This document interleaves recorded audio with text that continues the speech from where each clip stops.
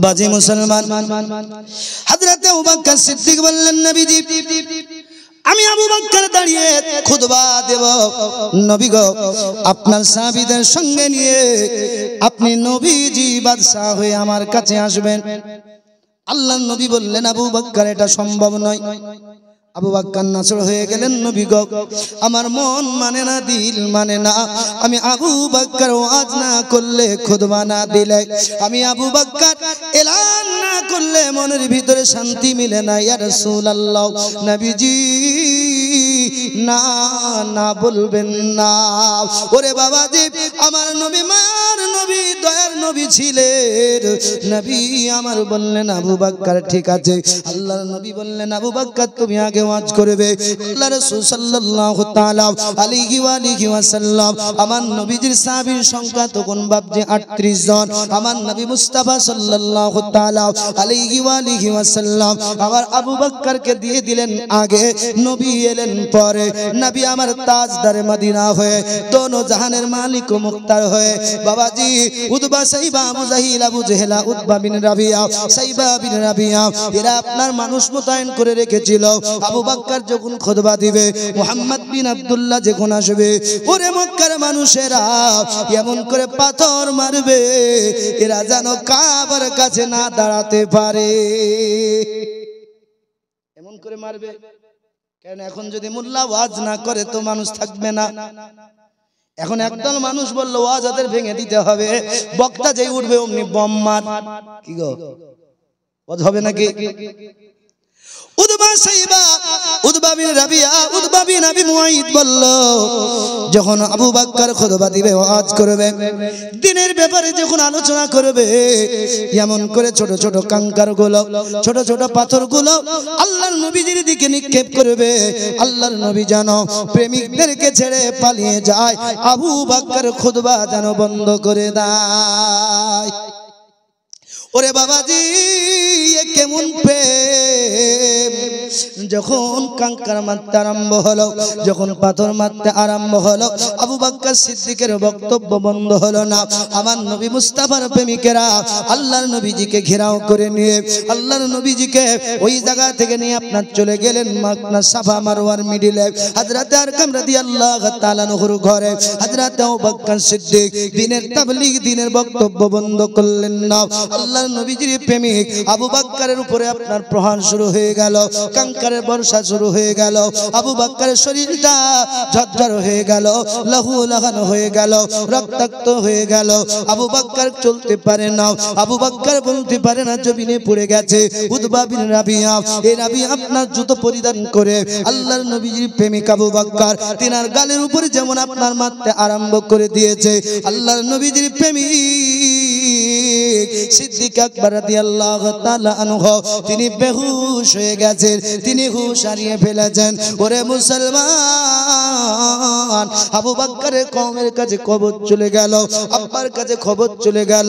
এ আবু কুয়াফা তার কওমের মানুষগুলোকে নিয়ে এসে হযরত আবু বকরকে আপনার উঠালেন। আবু বকর বেহুশ অবস্থায় আছে। তারা বলল, ওরে উতবা বিন রাবিয়া, আবু বকরের যদি কিছু হয়ে যায় শুনে নাও, আমরা খুনের বদলা খুন নিব।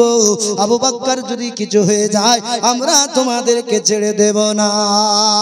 ওরে মুসলমান, আব্বাজি এরা নবীর প্রেমিক ছিল না, এরা তো মূর্তি পূজারী ছিল, এরা 360 খানা মাবুদের অনুসারী ছিল।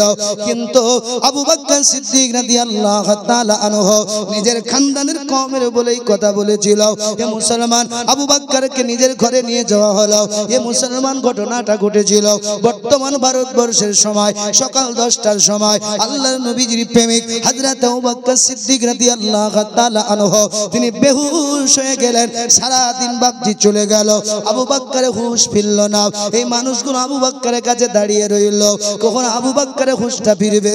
আর আবু বকরকে বলবো, আবু বকর যেই নবীর জন্য তোমার জীবনের অর্ধেক সম্পদ দান করে দিলে, যেই নবীর জন্য তান মান দান তুমি দিয়ে দিলে, ওগো আবু বকর যেই নবীর জন্য তুমি আজকে জীবন দিতে চলেছিলে, ওই নবী তোমাকে রেখে পালিয়ে গেছে। আবু বকর যদি আমরা না থাকতাম তুমি আজ মক্কাতে মারা যেতে। এই কথা বলার জন্য এরা অপেক্ষায়। বলে ওই নবী ছেড়ে দাও, ওই নবী ভুলে যাও। হযরত আবু বকর সিদ্দিক রাদিয়াল্লাহু তাআলা আনহুর দর্শনের আপনার সন্ধ্যা পশ্চিম আকাশে যখন সূর্য আপনার অস্ত গেল, ডলে গেল, ডুবে গেল, আল্লাহর নবীজির প্রেমিকের হুঁশ ফিরে এলো। হযরত আবু বকরের হুঁশ, বাবাজি আমাদের হুঁশ ফিরলে আমরা গালি দিই নাই তো, কান্না করি নাই তো, কারো খোঁজ করি নাকি? আবু বকর কেমন আমার নবীকে প্রেম করলো, ও মুসলমান ইতিহাস কেমন করে আপনাদেরকে বলবো, কেমন করে বোঝাবো? আবু বকর সিদ্দিক পুরো পৃথিবীর মানুষকে বুঝিয়ে দিয়েছে, যদি প্রেম যদি করতে হয় নবীকে জীবন থেকে প্রেম করো। যদি প্রেম করতে হয় নবীকে অন্তর থেকে প্রেম করো। হযরত আবু বকরের কওমের মানুষেরা বলল, আবু বকর তোমার নবী পালিয়ে গেছে, তোমার নবী চলে গেছে, যেই নবীর জন্য জীবন মালদান তুমি সব দিয়ে দিয়েছো। আবু বকর সময় আছে, ফিরে এসো, ওই নবীকে ভুলে যাও। আবু বকর কিছু বলেন না। আবু বকরের জবান দিয়ে একটা আওয়াজ বেরিয়ে এলো, মা ফালা রাসূলুল্লাহ সাল্লাল্লাহু তাআলা আলাইহি ওয়াসাল্লাম। আবু বকর বললেন না আমার মা কেমন আছে, আবু বকর বললেন না আমার বাবা কেমন আছে, আবু বকর বললেন না আমার কি হয়েছে। আবু বকরের জবান দিয়ে বের হলো, আমার নবী কেমন আছে, নবী কোথায়? জোরে বলুন সুবহানাল্লাহ। যেই আবু বকর এই কথা বলা, এখন এরা আশ্চর্য রাগান্বিত হয়ে গিয়ে বলল, আবু বকর চাইলাম তোমাকে ফিরাতে কিন্তু পারলাম না, তোমাকে আর কোনোদিন পারাও যাবে না। এ আবু কুহাফা তোমার ছেলের খাবার একটু বন্দোবস্ত করে দাও, সারা দিন না খেয়ে বেহুশ হয়েছিল, তাকে একটু খাবারের কিছু রেডি করে দাও, খাবার দাও। মা উম্মুল খায়ের খাবার নিয়ে এসেছে, পানি। মা তো মা হয়, ছেলে যত বড় আল্লামা মাওলানা হোক, ডাক্তার হোক, মাস্টার, মায়ের মতো মাস্টার পৃথিবীর জমিন আর কেউ হতে পারে না। আরে মা মা তো মা হয়, ছেলে যদি নাংড়া হয় মার কাছে ভালো, কারো কাছে না হলেও মার কাছে ভালো। ছেলে যদি বুঝা হয়, ছেলে যদি খারাপ হয়, পৃথিবীর মানুষ যদি নাক তোলে, ওই জনম দুঃখিনী মা নাক তুলতে পারে না। ওরে মুসলমান, আবু বকরের মা খাবার নিয়ে এসে বলল, আবু বকর, ও গো আবু বকর খানা খেয়ে নাও। আবু বকর সারাদিন খাও নাই বাবা, খানা খেয়ে নাও, আমি তোমার মা, তোমার গালে খাবার বয়ে বয়ে দিয়ে দেব। আবু বকর বলেছিল, মা খাবার খাবো না, পানি পান করব না, যতক্ষণ পর্যন্ত আমার মক্কি মাদানি নবীকে না দেখব। কি প্রেম, কত প্রেম হলে এমন কথা বের হয়। কি গো, এই প্রেমের ওজন কেউ করতে পারবে না। আবু বকর বললেন, মা যতক্ষণ আমার নবীকে না দেখব আমি আবু বকর খানা খাবো না। আবু বকর মা কালেমা পড়েনি, কিন্তু ছেলেকে বড় সাপোর্ট দেয়। মায়েদের দেখবেন একবার সাপোর্ট থাকে। কিছু মানুষ বলে, মা তোমার জন্য ছেলেটা খারাপ হলো। ওগো মা, দুটো হাত জোড় করে বলে যায়, ছেলেগুলোকে ভালো সুশিক্ষা দাও, এতে সাপোর্টিং করো, খারাপ শিক্ষায় সাপোর্ট দিও না। ওই ছেলে তোমার জন্য জাহান্নাম, আর ভালোর জন্য যদি সাপোর্ট দাও, ওই ছেলেটা তোমার জন্য জান্নাত। জান্নাত বোঝা যাচ্ছে কথা আমার? হযরত আবু বকরের মা বলেছিল, বাবা আবু বকর, এই মুহূর্তে তোমার নবী কোথায়, নবী কোন জায়গায় আমি জানি না। আবু বকর বললেন, মা আমার নবীজির তথ্য, নবীজির খোঁজ পাওয়া যাবে একজন রমণীর কাছে, যে মেয়েটার নাম হলো উম্মে জামিল। কোন কিতাবে লিখেছে ফাতেমা। এই মেয়েটার বাবার নাম হলো খাত্তাব, ভাইয়ের নাম হলো হযরত ওমর। আবু বকর বললেন, মা এই মেয়েটার কাছে যান, আমার নবীজির তথ্য মেয়েটার কাছে আছে। আবু বকর বললেন, মা যান। কিন্তু আমার নবী বলেছিলেন, ওরে আমার দিওয়ানা মাস্তানারা, তোমরা কলেমা পড়ছো পড়ো, পৃথিবীর জমিনে কাউকে বলিও না নবীজির হাতে হাত দিয়ে ঈমানি কালেমা পড়ে আল্লাহ ওয়ালা হয়ে গেছি। যদি বলো তোমাদের উপর আঘাত আসবে। আমি নবী যেই দিন বলবো বলো, সেই দিন বলবে, সেই দিন তোমাদেরকে কেউ মারতে পারবে না। জোরে বলুন। আল্লাহর নবীদের প্রেমিক হযরতে আবু বকরের মা, যার নাম হলো উম্মুল খায়র, এই মেয়েটা গুটি গুটি পায় উম্মে জামিলের বাড়িতে গিয়ে ডাক দিয়ে বললেন, উম্মে জামিল। উম্মে জামিল বললেন, কে? বলে আমি আবু বকরের মা, এই জন্য মা তোমার কাছে এসেছি, আমার ছেলে পাঠিয়েছে, বলো তোমাদের দরদি নবী কোথায়?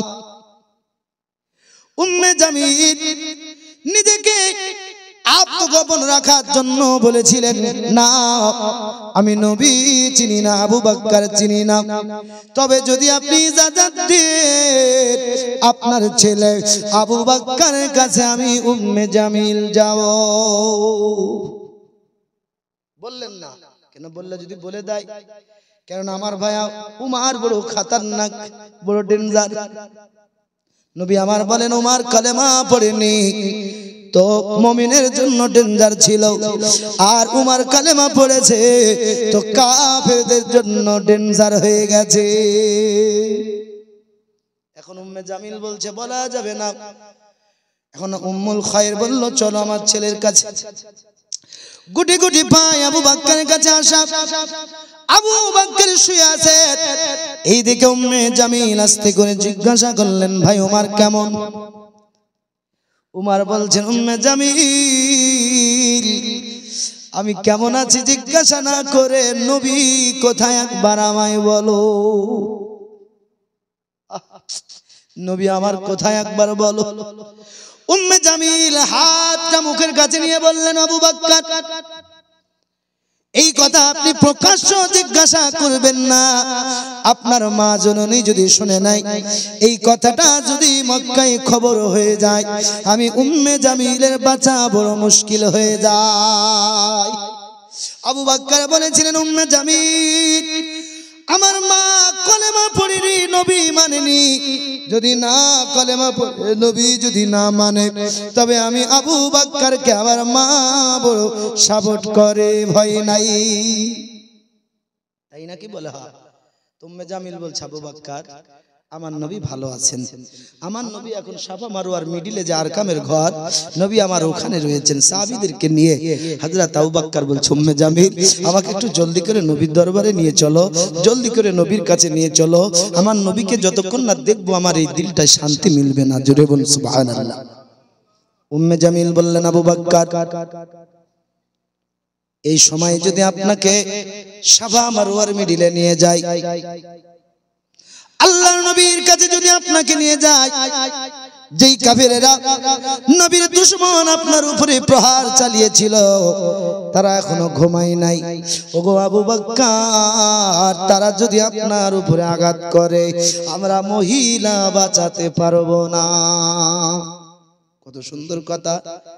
এই দুশমনেরা ঘুমে যাবে, গভীর রাত্রে আল্লাহর নবীজির কাছে প্রেমিককে প্রেমিকের কাছে মিলিয়ে দেব। জোরে বলুন। গভীর রাত হযরত আবু বকর সিদ্দিক রাদিয়াল্লাহু তাআলা নৌকে নিয়ে গভীর রাতে নবীজির দরবারে হযরত আরকামের ঘর আল্লাহর নবীজির কাছে নিয়ে গিয়ে আবু বকরকে দাঁড় করিয়ে দেওয়া হলো। আল্লাহর নবীজি নিজের গদি মুবারক ছেড়ে দিয়ে আল্লাহর নবী দাঁড়িয়ে গেছেন। আবু বকর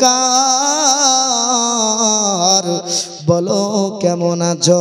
আবু বকর বলে, নবীজি বলুন আপনি কেমন আছেন? নবী আমার বলছে, আবু বকর আল্লাহর রহমতে ভালো। আবু বকর বললেন, নবীজি বন্ধু যদি ভালো থাকে বন্ধু ভালো থাকবে না, এটা কেমন করে হতে পারে? ইয়া রাসূলুল্লাহ, ইয়া হাবিবাল্লাহ, নবী গো আমি আবু বকর ইতিপূর্বে খারাপ ছিলাম, ইয়া রাসূলুল্লাহ আপনি নবীকে দেখে আমি আবু বকর ভালো হয়ে গেছি। আল্লাহর নবী আবু বকরকে জড়িয়ে ধরলেন, বুকে সিনাই নিলেন। আল্লাহর নবী যে সিনাই নিলেন, আজও নবী আবু বকরকে পাশে নিয়ে আরাম করছে। জোরে বলুন মদিনা মদিনা আশিক মাশুকের ঠিকানা। জোরে বলুন হায় হায় দিদার চেয়ে কাঁদো বেশি, দিদার চেয়ে কাঁদো বেশি, হও না নবীর দিওয়ানা। মদিনা মদিনা আশিক মুমিনের ঠিকানা। আল্লাহর নবী দু জাহানের বাদশা নবী আমার আবু বকরকে সিনাই নিলেন। ওই দিন নবী আমার সিনাই নিলেন, আজ নবী আবু বকরকে পাশে নিয়ে আরাম করতেছে। কি প্রেম! আচ্ছা বলেন, আমরা যদি নবীকে ভালোবাসতে পারি, বাপ নবী কি আমাদের হবে না? কি গো হবে না? 100 বার হবে। নবী আমার বলে, উম্মত রে, তুমি যেখানেই থাকো না কেন, আমি নবীকে যদি ভালোবাসো, তোমার যেখানেই কবর হোক না কেন, আমি নবীর মদিনার সঙ্গে তোমার কবরের অ্যাডজাস্ট হয়ে যাই। জোরে বলুন যেখানেই হোক। মুসলমান বাবা, আমার নবীদের উম্মতের সংখ্যা, সাহাবীর সংখ্যা, পুরুষের সংখ্যা 38 জন। কতজন? 38। আল্লাহর নবীজি, আমার নবীজির কলেমা কিছু মহিলা পড়েছেন যাদের সংখ্যা 20 থেকে 25-এর মধ্যে। আল্লাহ রাসূল সাল্লাল্লাহু তাআলা আলাইহি ওয়াসাল্লাম নবী আমার একদিন সাফার উপরে দাঁড়িয়েছেন। নবী আল্লাহর নবীজি শুধু সাফার উপরে উঠেছেন, আর আবু জাহিল নবীজির প্রকাশ্য দুশমন, এ দুশমন সহ্য করতে পারলো না। কেননা আমার নবীকে অনেক দিন থেকে টার্গেটে ছিল, নবীকে মারবে, নবীকে আঘাত করবে, কিন্তু আবু জাহিলের জন্য সুবর্ণ সুযোগ হলো না। আল্লাহর নবীজি সাফার উপরে দাঁড়িয়ে আছেন, আবু জাহিল আল্লাহর নবীকে দেখে গালি দিতে আরম্ভ করলো, নবীজিকে খারাপ কথা বলতে আরম্ভ করলো। আমার মায়ার নবী, দয়ার নবী কিছু বললেন না, নবী আমার কিছু বলেন না। আবু জাহিল ওই সাফার উপরে উঠে নবীকে আপনার বেরহম ভাবে মেরেছিল। আল্লাহর নবীজির খুন মোবারক বের করে দিয়েছিল। এ মুসলমান, নবী আমার কিছু বলেন না। ওই সাফা মারওয়ার কাছে একটা ঘর ছিল, ওই সাফার নিকটে একটি বাড়ি ছিল, ওই বাড়িওয়ালার নাম ছিল আব্দুল্লাহ বিন জাদান। আব্দুল্লাহ বিন জাদানের একজন কাজের মেয়ে ছিল। এই মেয়েটা নবীর কলেমা এখনো পড়ে নাই, কিন্তু নবীকে বড় ভালোবাসে। ওরে মুসলমান, মক্কার মানুষেরা আল্লাহর নবীকে আলামিন বলে রেখেছিল, মক্কার মানুষেরা নবীকে সত্যবাদী বলেছিল। ওই মেয়েটা নবীকে এত ভালোবেসেছিল, কিন্তু নবীর এখনো কলেমা পড়ে নাই। না, এই মেয়েটা সহ্য করতে পারে না, নবীজির শরীর মুবারক দিয়ে রক্ত মুবারক বেরিয়ে গেছে।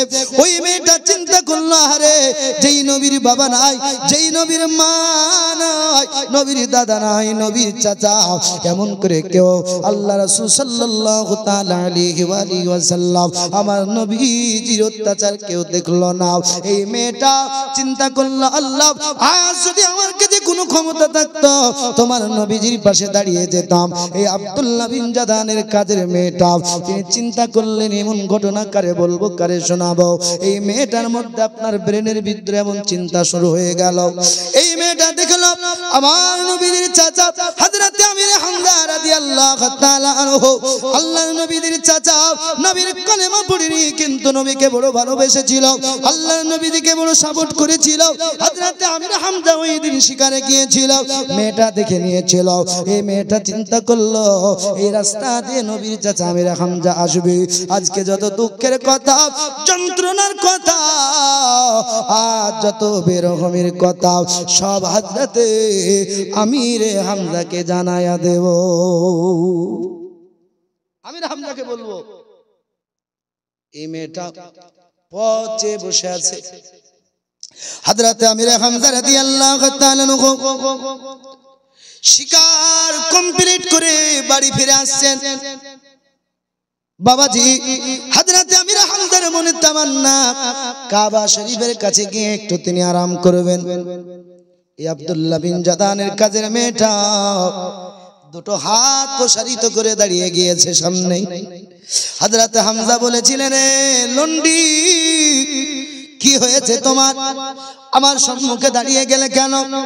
মেয়েটার দুই চোখ নেওয়া ধরে পানি ঝরে যায়। মেয়েটা বলল, ওগো নবীজির চাচা, যেই নবীকে মক্কার মানুষ আল আমিন বলে, যে নবীর আব্বা নাই, যে নবীর মা নাই, ওই নবীকে আপনার ভাই আবু জাহিল বেদর্দি মেরেছে, বেরহম করে মেরেছে। আমি লন্ডি এই আঘাত সহ্য করতে পারি না, আমার সহ্য হয় না। হযরত আমির হামজা এই কথা শুনে বাপজি রাগান্বিত হয়ে গেল। কি হলো? রাগান্বিত। হযরত আমির হামজা রাদিয়াল্লাহু তাআলা তলোয়ার বের করার পর কাবার দিকে ছুটে গেলেন আমার নবীজির আপনার খুনের বদলা নেওয়ার জন্য। আল্লাহর নবীজিকে মেরেছে, মারের বদলা নেওয়ার জন্য। হযরত আমির হামজা আবু জাহিলকে খুঁজতে খুঁজতে একটা আপনার নেতা, একটি সভায় আবু জাহিলকে পাওয়া গেল নেতৃত্ব দিতে। আল্লাহর নবীজির চাচা হযরত আমির হামজা ওই সবাইকে আবু জাহিলকে আপনার মারতে আরম্ভ করে দিয়েছে। সবার মানুষেরা রাগান্বিত হয়ে বলল, আমির হামজা আমাদের নেতা আবু জাহিলকে মারবে, তোমাকে ছেড়ে দেব না। আবু জাহিল বলেছিল, রে আমার কওমের মানুষেরা, ও আমার জানেওয়ালারা, শোনো, আমির হামজার দিকে তোমরা এমন করে খারাপ দৃষ্টি দেবে না, আমির হামজাকে এমন করে কথা বলবে না। আমির হামজার দোষ নাই, আমি আবু জাহিলের দোষ। তার ভাতিজা মুহাম্মদুর রাসূলুল্লাহ সাল্লাল্লাহু তাআলা আলাইহি ওয়া আলিহি ওয়াসাল্লাম ইম্মায়ার নবী বাফারামাহারাও, এই নবীকে আমি বিনা কারণে মেরেছি, তার বদলা নিচ্ছে, ছেড়ে দাও, কিছু বলো না। হযরত আমির হামজা বললেন, আবু জাহিল আমার ভাতিজাকে কেন মারলে, আমার ভাতিজাকে কেন তুমি আঘাত করলে? হযরত আমির হামজা বলেছিলেন, এই আবু জাহিল, আমার ভাতিজা সবে আল্লাহর একত্ববাদের ভাষা এলান করতে লেগেছে বলে আমার ভাতিজাকে মেরেছো। তবে আবু জাহিল কানটা খুলে শুনে নাও, আমি হযরত আব্বাস, হযরত আমির হামজা রাদিয়াল্লাহু তাআলা আনহু, আজ থেকে ওই নবীর দ্বীনকে আমি আমির হামজা গ্রহণ করলাম, বাপ দাদুর ধর্মকে ছেড়ে দিলাম। এখন আবু জাহিলের মাথায় বাজকা পড়ে গেল, কি করতে কি করলাম, কি গো কি করতে কি করলাম। বাংলাদেশের ভাষা মানে মৌমাছির চাকে ঢাল মেরেছে। তো কি হয়েছে ভাই? তো চাকে ঢাল মেরেছে। বলছে কাকে লাড়তে কাকে লেড়িছো, মৌ চাকে ঢাল মেরেছো। কি গো কাকে লাড়তে কাকে লেড়েছো জানো? মাছিতে মৌচাকে ঢেল মারলে ছাড়বে? আবু জাহিলের মাথা শূন্য। যেই কাজের জন্য আল্লাহর নবীজির উপর আঘাত হানিয়েছিলাম, আজ সবচাইতে বড় আমার লাঠি, সবচাইতে বড় বাহাদুরি নবীজির চাচা হযরত হানজালা রাদিয়াল্লাহু তাআলা আনহু, হযরত আমির হামজা আজ নবীজির কালেমা পড়বো বলে এলান করলো। এ আবু জাহিলের মগজ শূন্য হয়ে গেছে। আবু জাহিল বলছে, হামজা এমনটা করো না, বাপ দাদা ধর্ম ছেড়ে দিও না। হযরত হামজা বললেন, আবু জাহিল কান খুলে শোনো, আমি নবীর কলেমা পড়ব। হযরত আমির হামজা বলতেছেন, পৃথিবীর জমিনে আমি আমির হামজা যত রাত কাটিয়েছি, ওই দিন ওই রাত্রির মতো আমি আমির হামজা কষ্টের মতো রাত কাটাইনি। বলে কেন? বলে সারা রাত আমার অন্তরের সঙ্গে যুদ্ধ হয়েছে। এ হামজা, আমির হামজা, তুমি কি করতে কি করলে, তুমি কি করতে কি করলে? এখন আমির হামজা রাদিয়াল্লাহু তাআলা আনহু তিনি বললেন যে আমি নবীর কালেমা পড়ব। সারা রাত্রি তিনি চিন্তার মধ্যে। সকাল হয়ে গেল, আল্লাহর নবীজির কাছে গিয়ে বললেন, ইয়া রাসূলুল্লাহ, আমার নবীকে ডাক দিয়ে বললেন, ভাতিজা আবু জাহিল আপনাকে মেরেছিল, আমি আপনার চাচা হয়ে ওই মারের বদলা নিয়ে নিলাম। আমি মারের বদলা নিয়েছি। আল্লাহর নবী, দয়ার নবী, মায়ার নবী, রহমাতুল লিল আলামিন নবী আমার আওয়াজ ভরা, দরুদ ভরা আওয়াজ নিয়ে নবী আমার বললেন, চাচা আপনি বদলা না নিয়ে যদি আমি নবীর কাছে এসে কালেমা পড়তেন, আমি নবী সব চাইতে বড় খুশি হয়ে যেতাম। আল্লাহর নবী বললেন, চাচা আল্লাহ পাক রব্বুল আলামিন আমাকে রহমতের নবী বানিয়েছেন। আল্লাহর কুরআন উঠান 17 পারা রুকু নাম্বার 7, সূরাটির নাম হলো সূরা আম্বিয়া। আল্লাহ পাক রব্বুল আলামিন আমার নবীকে বললেন, ওয়া মা আরসালনাকা ইল্লা রাহমাতাল লিল আলামিন। নবী আমার বলে, চাচা বদলা নিতে আসি নাই, বদলা দিতে আসি নাই, আমি নবী দরদ ভরা প্রেম দিতে এসেছি। চাচা আপনি যদি আমার কলেমাটা পড়ে নিতেন, আমি নবী সবচাইতে বড় খুশি হতাম। আল্লাহ রাসূল সাল্লাল্লাহু তাআলা আলাইহি ওয়া আলিহি ওয়াসাল্লাম নবীজির হাতে হাতে আমির হামজা হাত দিয়ে কলেমা পড়ে নিলেন। আল্লাহর নবীদের সাহাবীর সংখ্যা 39টা হয়ে গেল। কতটা? 39। এখন আবু জাহিলের মাথা খারাপ, বলে কি করতে কি করলাম। তো আবু জাহিল পাহাড়ের পিছনে, পাহাড়ের রোতে মিটিং ডেকেছে, মক্কার যত বড় বড় বড় বড় খানদানেরা আছে সবকে ডেকে। এখন আবু জাহিল বলছে, শোনো, মানে যে শয়তানি করে ওর কাজই হচ্ছে, যে কাজটাই করবে শয়তানি ছাড়া ভালো নাই। কি গো, কিছু এলাকায় লোক থাকে না, মানে মসজিদে ইমাম সাহেব আছে, একটা গ্রামে বারংবার ইমাম চেঞ্জ হচ্ছে, বলছে আগো ইমামের দোষ সূরা কেরাতে চলার না তোমাদের বলার দোষ, কোনটা? আইরে বাইরের এলাকার পার্শ্ববর্তী এলাকার মানুষ বলবে ইমাম সাহেবেরই দোষ। কাউকে হয়তো চোখ টোক মেরে দিয়েছে নাকি নেগেটিভ, মানুষ তো ভালো কিছু ভাবে না, কাউকে মনে হয় চোখ মেরেছে, এখন চোখ ফিরাতে গিয়ে ধরা পড়ে গেছে। কি গো, হ্যাঁ? আবার হয়তো কেউ ভাবছে না না গ্রামের লোক বড় খারাপ, কিন্তু দেখা যায় ম্যাক্সিমাম ইমাম যায় ওই গ্রামের কিছু চুলকানো লোক থাকে, বুঝেছেন না, মহলম দেওয়া, ওর কাজই হচ্ছে চুলকে মহলম দেওয়া। আচ্ছা বলেন, চুলকানোর পর যদি মহলম লাগানো যায় জ্বলবে না ঠান্ডা থাকবে? জ্বলবে। হ্যাঁ, এখন ইমাম সাহেব যদি বাড়ি থেকে একদিন দেরি করে, দেখেছো মাসে 10,000 টাকা বেতন, ওর তো কাজই চুলকানো। ও পক্ষে বলতে পারে না রে, ইমাম সাহেবের বিবি আছে, ছেলে আছে, শ্বশুর শাশুড়ি আছে, বাপ মা আছে, হ্যাঁ কোনো বেকায়দা হতেই পারে। আচ্ছা এই কথাটা পক্ষের কথা না বিপক্ষের কথা? আর এখন যদি রেগে 10,000 বেতন দিয়ে রেখেছি, আর যেই দিনই বাড়ি গেলে একদিন করে ছুটি আছে, এটা পক্ষের না বিপক্ষের? বিপক্ষের। তো এই দুনিয়াতে বাপ ইমামের যেমন বিপক্ষে খোঁচা মারার লোক আছে, তো আল্লাহ রাসূল সাল্লাল্লাহু তাআলা আলাইহি সাল্লামের বিপক্ষে এই খোঁচা মারার লোক ছিল আবু জাহিল। আবু জাহিল যেটাই করে ও খোঁচা মারা ছাড়া ভালো না। তো আবু জাহিল বলছে, শোনো, তোমাদের বাপ দাদার ধর্মগুলোকে নষ্ট করে দিল, একের পর এক একের পর এক একের পর এক সবকে আল্লাহওয়ালা বানিয়ে দিল। তবে ওই নবী যদি এই এলাকাতে থাকে, আর মনে হয় না যে তোমাদের বাপ দাদার দিন থাকবে। মিটিং এ প্রকাশ করলো, যদি ওই নবীর যদি মুহাম্মদ বিন আব্দুল্লাহর গর্দানটা কাটা যায়, তো আমি আবু জাহিল তাকে উট ইনাম দেব। কি দেব? প্রাইজ। বাপ এখন যদি আমাদের এলাকাতে যদি বলে যে গোল্ড দিব, মেডেল, কাউকে এক চড় মারতে হবে, ধরেন আমি এখানে ওয়াজ করছি, কেউ বলে দিলে মালটা দিব, নাকি এক চড় মেরে আসতে হবে, মারবে না?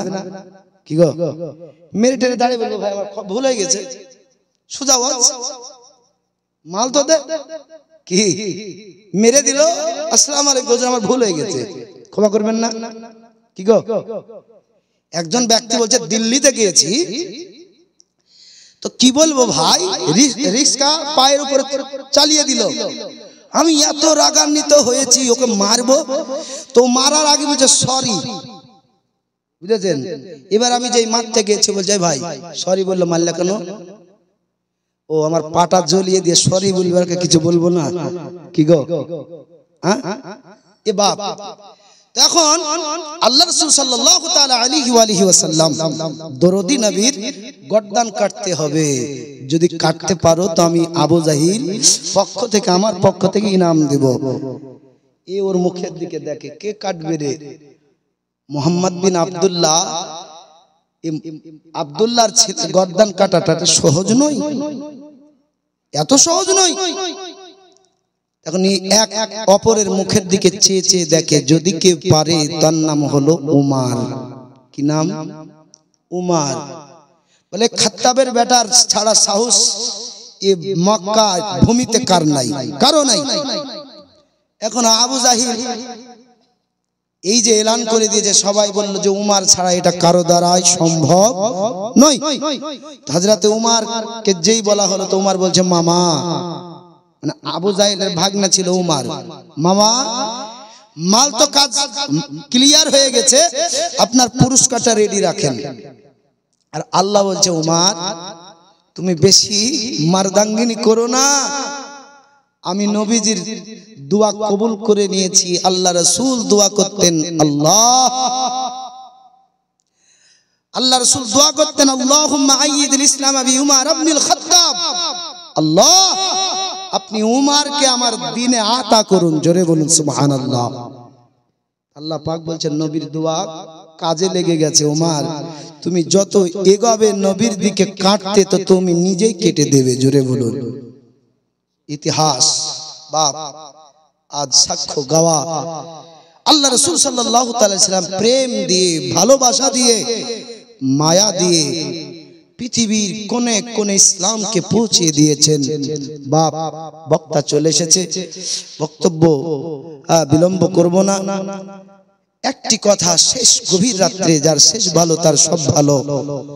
দুনিয়াতে যতদিন আছেন কোন মোল্লার দিকে না দেখে, কারো দিকে না দেখে, যে নবীর দ্বারাই আল্লাহ পেয়েছি, যেই নবীর জন্য আজ দ্বীনের শান্তি মিলেছে, যেই নবীর জন্য মসজিদ মাদ্রাসা দাড়ি টুপি মিলেছে, যেই নবীর জন্য কোরআনটা দিল ভরে আত্মা ভরে তেলাওয়াত করতে পারি, যে কোরআন দেখলে নাকি, পড়লে নাকি, শুনলে নাকি, ওই নবীকে মানুন, নবীকে মানুন, নবীকে জানুন, ইহকালে লাভ পরকালে লাভ।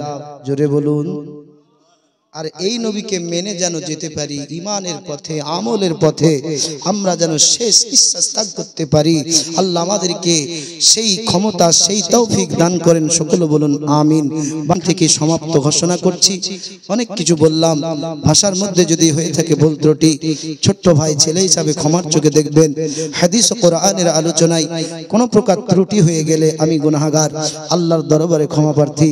আস্তাগফিরুল্লাহ রাব্বি বিন কুল্লি যামবি ওয়াতুবু ইলাই। লা ইলাহা ইল্লাল্লাহু মুহাম্মাদুর রাসূলুল্লাহ সাল্লাল্লাহু তাআলা আলাইহি ওয়া আলিহি ওয়াসাল্লাম। হায়াত বাকি